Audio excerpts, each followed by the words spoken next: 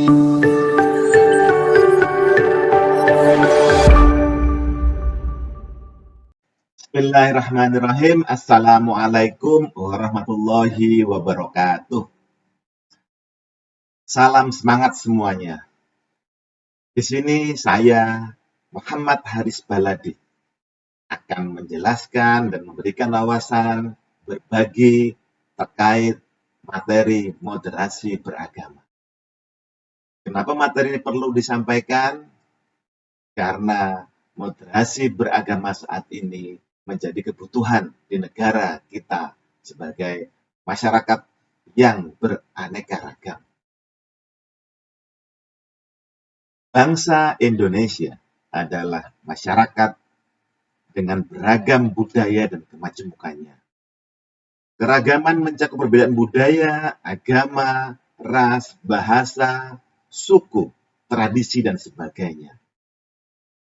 Meskipun bukan negara agama, tetapi masyarakat lekat dengan kehidupan beragama dan kemerdekaan beragama yang dijamin oleh konstitusi.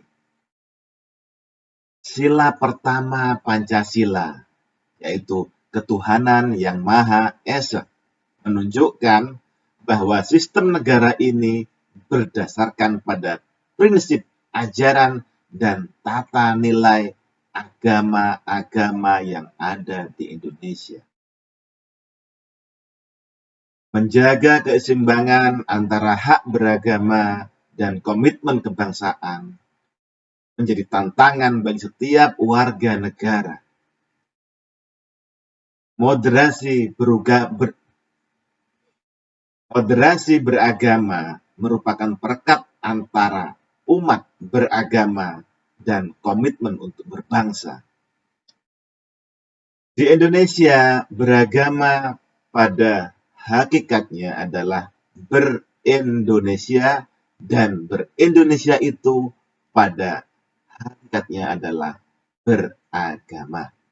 Moderasi beragama menjadi sarana mewujudkan kemaslahatan kehidupan beragama dan berbangsa yang harmonis, damai, dan toleran bagi bangsa Indonesia yang maju.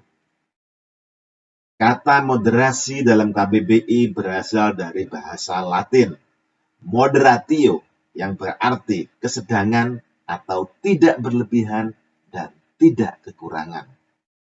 Maka ketika kata moderasi disandingkan dengan kata beragama, menjadi moderasi beragama, istilah tersebut berarti merujuk pada sikap mengurangi kekerasan atau menghindari keekstriman dalam praktek-praktek beragama. Moderasi beragama merupakan konsep yang diharapkan dapat dipraktekkan oleh seluruh umat beragama di Indonesia, sehingga tercipta kerukunan antar umat beragama, antar umat beragama dengan agama, dan antar umat beragama dengan pemerintah. Penguatan moderasi beragama menjadi salah satu indikator utama sebagai upaya membangun kebudayaan dan karakter bangsa. Moderasi beragama juga menjadi salah satu prioritas di Rencana Pembangunan Jangka Menengah Nasional atau RPJMN tahun 2020 sampai tahun 2024 oleh Kementerian Agama. Dalam konteks keindonesiaan, moderasi beragama dapat dijadikan sebagai strategi kebudayaan untuk merawat Indonesia yang damai, toleran, dan menghargai keberagaman. Moderasi beragama adalah cara untuk rukun, saling menghormati, menjaga, dan bertoleransi tanpa harus menimbulkan konflik karena adanya perbedaan yang ada. Dengan penguatan moderasi beragama, diharapkan agar umat beragama dapat memposisikan diri secara tepat dalam masyarakat multireligius, sehingga terjadi harmonisasi sosial dan keseimbangan kehidupan sosial.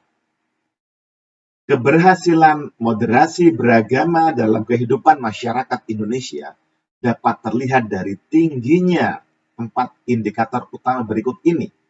serta beberapa indikator lain yang selaras dan saling bertautan. Pertama, komitmen kebangsaan. Penerimaan terhadap prinsip-prinsip berbangsa yang tertuang dalam konstitusi, Pancasila, Undang-Undang Dasar 1945, dan regulasi di bawahnya. Yang kedua, toleransi.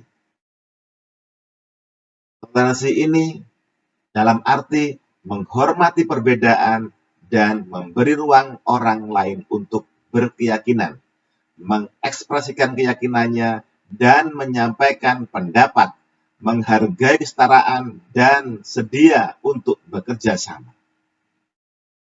Yang ketiga, anti kekerasan. Menolak tindakan seseorang atau kelompok tertentu yang menggunakan cara-cara kekerasan, baik fisik maupun verbal, dalam mengusung perubahan yang diinginkan. Yang terakhir atau yang keempat adalah penerimaan terhadap tradisi. Ramah dalam penerimaan tradisi dan budaya lokal dalam perilaku keagamaan sejauh tidak bertentangan dengan pokok ajaran agama. Urgensi moderasi beragama dalam kehidupan beragama dan berbangsa antara lain memperkuat esensi ajaran agama dalam kehidupan masyarakat, mengelola keragaman tafsir keagamaan dengan mencerdaskan kehidupan beragama, merawat kebinekaan dalam bingkai NKRI.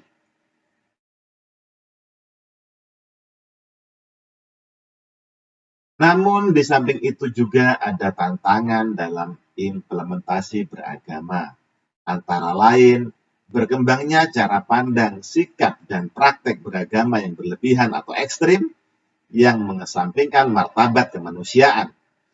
Berkembangnya klaim kebenaran subjektif dan pemaksaan kehendak atas tafsir agama, serta pengaruh kepentingan ekonomi dan politik, berpotensi memicu konflik. Berkembangnya semangat beragama yang tidak selaras dengan kecintaan berbangsa dalam berbingkai NKRI. Tantangan dalam implementasi moderasi beragama tersebut sangat bersinggungan dengan kebebasan beragama dan berkeyakinan. Kebebasan beragama dan berkeyakinan sebagai bagian dari hak asasi manusia, hak mendasar yang melekat pada diri setiap manusia.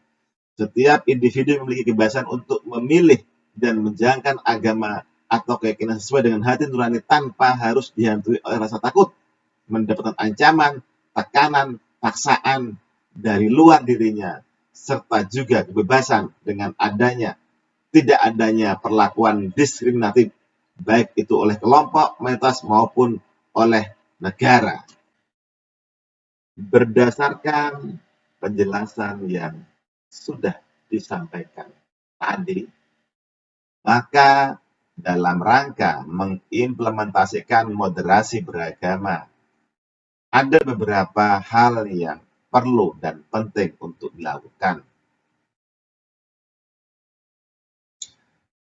Yang pertama adalah mengoptimalkan peran dan fungsi organisasi kemasyarakatan dan lembaga-lembaga binaan pemerintah.